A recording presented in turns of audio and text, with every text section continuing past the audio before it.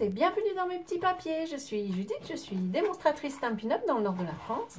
Et le projet que je vous propose de réaliser aujourd'hui, il est un peu différent de mes habitudes. On va décorer une boîte, alors je ne l'ai pas encore collée. Je vous explique tout de suite d'où elle vient, mais c'est parce que ça va être mon cadeau pour mes clientes. Ce paquet, il est réalisé à partir de, ça s'appelle des boîtes oreillers carrées que vous pouvez acheter dans le mini catalogue janvier-avril. En fait, j'ai choisi ça parce que c'est le cadeau que je vais envoyer à mes clientes qui passent une commande sur ma boutique. Et donc, je l'envoie par la poste. Elles vont le recevoir à plat, mais ça fait partie du cadeau. Le paquet, je trouve, fait partie du cadeau. Donc, je l'ai laissé comme ça. Pour la décoration, j'ai choisi un souhait qui vient du set de tampons timbres intemporels. Et pour l'illustration, j'ai choisi le lot qui lui est assorti et qui s'appelle Painted Lavender. Alors cette boîte, elle est prévue pour ça, vous pouvez tamponner dessus. J'ai choisi de faire une décoration qui soit un petit peu plus, on va dire, un petit peu plus travaillée. Et donc on va fabriquer des petites décorations qu'on va découper. Et donc pour ça, ça nécessite la machine de découpe.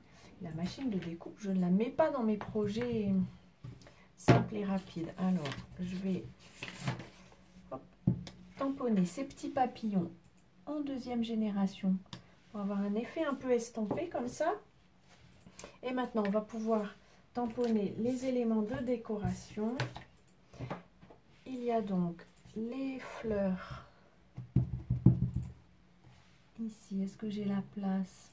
Ça devrait aller. Allez, on tente. Que je tamponne en horizon de bruyère. Et les tiges, je vais les tamponner. Où sont-elles passées, mes tiges? Je sais que je... Ah non, je ne les ai pas montées justement. J'ai besoin de ce bloc. Donc, je vais nettoyer mon tampon pour pouvoir l'enlever et prendre les tiges. Voilà.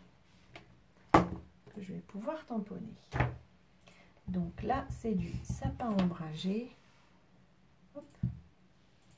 Que je tamponne, je sors ma machine et je vous retrouve tout de suite. Pour ces décorations, la petite machine de découpe suffira. Alors vous voyez, je vous montre quand même les poinçons qu'il y a qui sont assortis au set de tampons Painted Lavender. Certaines formes permettent de découper ce qu'on a tamponné et puis d'autres permettent de faire des éléments de décoration. Je vais placer mon poinçon ici pour découper mes fleurs. Hop, à la machine. Alors celle-ci est un peu moins stable que la grande, forcément elle est beaucoup plus légère, mais elle présente l'avantage de prendre moins de place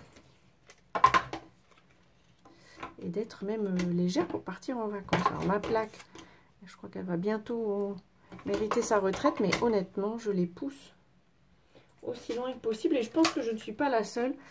J'ai vu récemment une discussion dans un groupe de démonstratrices où plusieurs démonstratrices disaient tant que c'est pas cassé, je garde. Et c'est un peu ça. Alors je voulais vous montrer aussi, dans ce poinçon, on a des petites perforations ici. Alors à la base, ces perforations, elles servent souvent à sortir le papier de son poinçon, mais ici ça vous permet aussi d'aligner. Dans chaque petit trou, il faut que vous ayez une tige, et comme cette forme est un peu précise, je trouve que c'est une astuce bien pratique. Voilà, et une fois que c'est bien coincé, normalement ça ne bouge plus. Voyons voir, c'est l'instant de vérité. C'est pas trop mal. On va maintenant pouvoir assembler ça.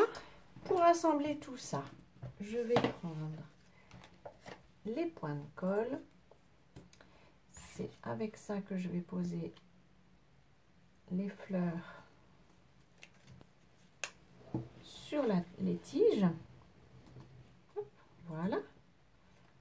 Et puis j'ai envie de faire un petit élément de décoration avec le fil de lin qui va justement se trouver dans le paquet. Donc ça permettra, pourquoi pas, de montrer une utilisation. Alors le fil de lin, quand vous l'enlever du rouleau. Vous voyez, il est tout entortillé. En fait, il suffit de le passer comme ça, pas trop vite, hein, sinon vous allez vous brûler, entre vos doigts, et puis ça l'assouplit un petit peu. Je trouve ça tout bête. Et après, il est quand même beaucoup plus pratique à utiliser. Je vais juste faire un nœud. Alors ça, je l'ai trouvé sur le catalogue, cette idée-là. Et je me suis dit que c'était parfait pour le... Puisque c'est ça que je vais offrir aux personnes qui ont passé une commande. Alors j'ai encore un peu de retard. Qui ont passé une commande sur ma boutique en décembre. J'espère que j'aurai réussi à envoyer le colis avant que cette vidéo ne soit en ligne. Mais sinon, si vous avez passé une commande en décembre sur ma boutique et que vous n'avez pas reçu de petits cadeaux, envoyez-moi un message, ce n'est pas normal. Hop, voilà. On va quand même enlever. J'ai été généreuse dans la découpe de ficelle. Et ça, alors la ficelle, je vais quand même l'assurer avec un point de colle en dessous. Alors, comme elle n'est pas bien grande, je le roule sur lui-même pour qu'il soit très étroit. Hop, et je le glisse en dessous de la ficelle. Voilà, comme ça, elle est bien fixée. Je colle cette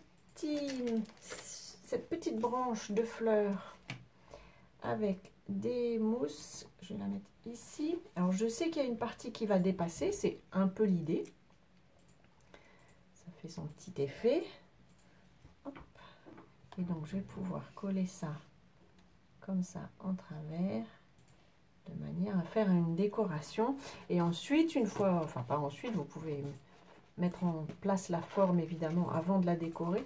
Ça vous aidera d'ailleurs à voir les limites de votre boîte. Mais voilà, on plie tout avec douceur mais fermeté. Voilà, comme ça on a la boîte qui se met en forme. Vous avez deux éléments ici que vous pouvez décoller. Vous allez enlever les protections pour révéler deux bandes adhésives. Et puis de cette manière, vous allez pouvoir coller votre boîte avec les petits systèmes ici qui permettent de l'ouvrir très facilement. Elle a quand même une contenance tout à fait honorable, mais mes paquets de fil de lin vont être bien à l'aise dans cette boîte. Voilà, une petite boîte, mon cadeau pour mes clientes de décembre. J'espère que cette petite boîte vous aura inspiré. Vous pouvez évidemment la décorer de tout un tas d'autres formes sur le catalogue. Elle fait partie de la collection avec les petites abeilles. Donc elle est décorée avec des abeilles. Pour notre part, nous avons utilisé Painted Lavender et le souhait de timbres intemporels. Voilà, j'espère que cette boîte vous aura inspiré. Si c'est le cas, pensez au petit pouce. Je vous donne rendez-vous à notre prochaine rencontre créative. D'ici là, je vous souhaite de passer de belles journées. Et bien entendu, je vous embrasse.